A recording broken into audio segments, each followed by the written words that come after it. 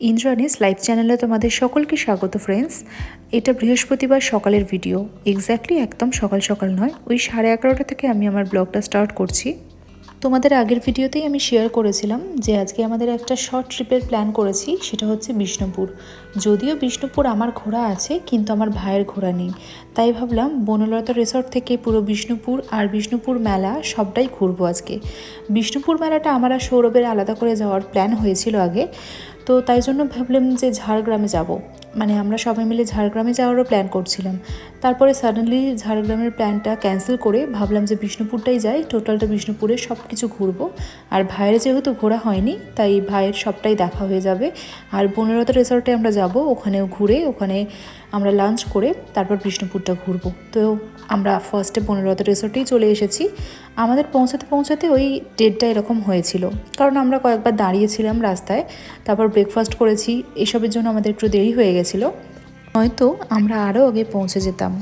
তো 1:30 যেহেতু বেজে গেছিলো, তাই আমরা ভাবলাম যে আগে আমরা লাঞ্চটা সেরে তারপরে রিসর্টটা পুরো ঘুরবো। বনলতা রিসর্টে ঢুকেই এরকম ছোট ছোট কত স্টল বসেছে, আর বিষ্ণুপুরি কাজের কত রকমের শোপিস এখানে পাওয়া যাচ্ছে। এর আগের বার যখন এসেছিলাম তখন অবশ্য এই ছোটো ছোটো এই মেলাগুলো, মানে এই স্টলগুলো আর কি বসেনি, তখন অফ সিজনে এসেছিলাম। কিন্তু এই শীতকালে এরকমের জন্যই হয়তো ট্যুরিস্ট বেশি হবে, তাই জন্যই হয়তো এই স্টলগুলো বসে। এর মধ্যে আমরা লাঞ্চটা সেরে ফেলেছি, তোমাদের সাথে সেটা শেয়ার করলাম না আমি। তো এটা হচ্ছে বনলতার বাইরে, মানে জয়পুরের যে জঙ্গলটার ওই জায়গাটা, দেখো বাইরেও কত গাড়ি পার্ক করা আছে। আমাদের গাড়িটা অবশ্য ভেতরে আমরা পার্ক করেছি।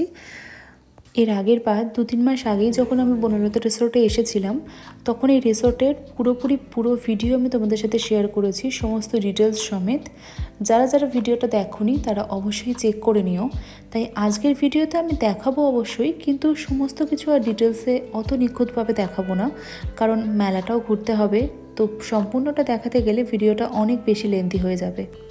সত্যি শীতকালের মতো ঘুরে বেরিয়ে মজা কোনো সিজনে পাওয়া যায় না।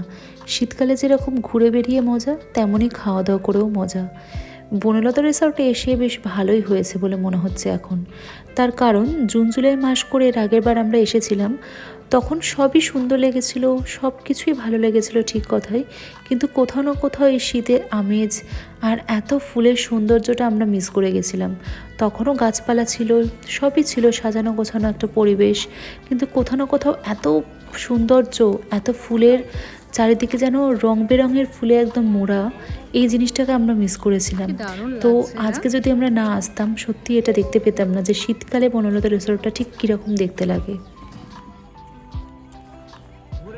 বনলতা রিসর্ট ঘুরে আমরা এবার চলে এসেছি বিষ্ণুপুর মেন টাউনে। বিষ্ণুপুরটা পুরোপুরি ঘুরে দেখব, আর বিষ্ণুপুর মেলাও দেখব।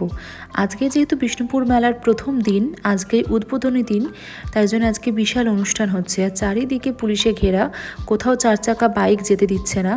এই মাঠটা 4 চাকার পার্কিং এরিয়া করেছে, তাই এই মাঠে আমাদের গাড়িটা রেখে আমাদের এবার পায়ে হেঁটে চারিদিকটা ঘুরতে হবে। গাড়ি পার্কিং করতে গিয়েই ওই মাঠে কিছু বাচ্চা কাচ্চাদের সাথে মাম্মাম একটু ফুটবলও খেলে নিল। পায়ে হেঁটে তো গোটা বিষ্ণুপুর টাউনটা ঘুরে দেখা সম্ভব না, তাই যতটা সম্ভব হলো আমরা পায়ে হেঁটে দেখলাম। যদিও আমি আর সৌরভ আগে এসেছিলাম বিষ্ণুপুরে, সবটাই আমাদের ঘোরা। ভাইয়ের কিছু কিছু স্পট ঘোরা বাকি রয়ে গেল। যাই হোক, ও আবার পরবর্তীকালে নিশ্চয়ই আসবে, সম্পূর্ণটা ও কমপ্লিট করে নেবে ঘোরা। তো এবার আমরা যাচ্ছি বিষ্ণুপুর মেলা দেখতে। দেখো মেলার ঢোকার আগেই এত ভিড়, তাহলে মেলাতে আজকে কত ভিড় হয়েছে। এই যে বিষ্ণুপুর মেলার সামনে আমরা চলে এসেছি, গেটটা দেখো কি সুন্দর করেছে, দারুণ লাগছিল গেটটা দেখতে।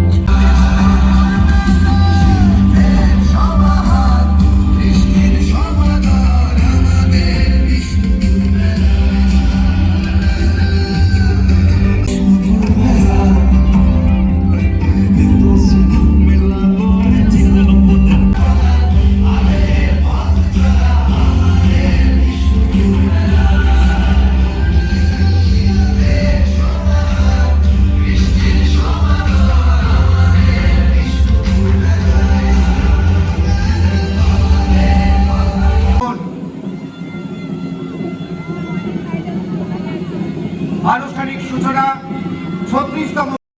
চলো এই মেলার এবার স্টলগুলো একটু ঘুরে তোমাদের দেখাই। প্রচুর স্টল আছে, কিন্তু কিছু কিছু স্টল বসেছে, আবার অনেক স্টল বসেও নি। আজকে যেহেতু প্রথম দিন, তো আস্তে আস্তে এবার সবই স্টল বসবে। তো যে যে স্টলগুলো বসেছে তার মধ্যে সোয়েটারের স্টল আছে, শাড়ির স্টল আছে, জাঙ্ক জুয়েলারি, তারপর ঘর সাজানো নানা রকম জিনিস, সব কিছুরই স্টল আছে। তো সেগুলো একটু ঘুরিয়ে ফিরিয়ে আমি দেখছিলাম, ভাবলাম তোমাদের সাথেও একটু শেয়ার করি। বেশিরভাগ মেয়েদেরই আকর্ষণের জিনিস হচ্ছে শাড়ি। আর বিষ্ণুপুরে এসেছি, আর বিষ্ণুপুরের শাড়ি দেখবো না তা তো হয় না। তাই প্রথমেই আমি এই স্টলে চলে এসেছি শাড়ি দেখতে। তো প্রথমের এই রানী কালারের বালুচরিটা বেশ সুন্দর দেখতে ছিল। আমি এমনি সব শাড়িগুলো ঘুরিয়ে ফিরিয়ে দেখছিলাম, তবে এ কটা শাড়ি দেখে তো আর এত দাম দিয়ে শাড়ি কেনা যায় না। ওনারা ওনাদের কার্ডও দিলেন, বললেন ওনাদের দোকানে যেতে। তো আমি এক দোকানের সন্ধান পেয়েছি। পরবর্তীকালে যখন বিষ্ণুপুরে আবার যাব, ইচ্ছা আছে ওখান থেকে শাড়ি নেওয়ার। তো আমরা এবার মেলা ছেড়ে যাচ্ছি ছিন্নমস্তা মায়ের মন্দিরে। তো ছিন্নমস্তা মায়ের মন্দিরে যেতেই এই দোকানগুলো পরে এত সুন্দর লাগছিল অর্নামেন্টসগুলো, আর এই ঘর সাজাবার জিনিসগুলো দেখে মনে হচ্ছিল যেন সবই নিয়ে নিই। তাই ভাবলাম তোমাদের সাথেও একটু শেয়ার করি।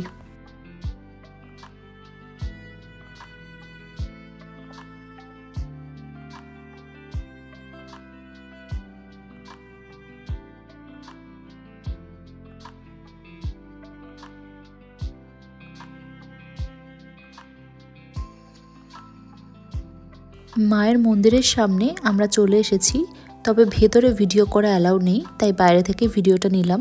তো চলো আজকের ভিডিওটা এই পর্যন্তই রাখি, আবার দেখা হবে নেক্সট ভিডিওতে। সবাই ভালো থেকো, সুস্থ থেকো, আর কালকে তোমাদের জন্য খুব ভালো একটা ভিডিও আসছে, কেউ স্কিপ করো না কিন্তু।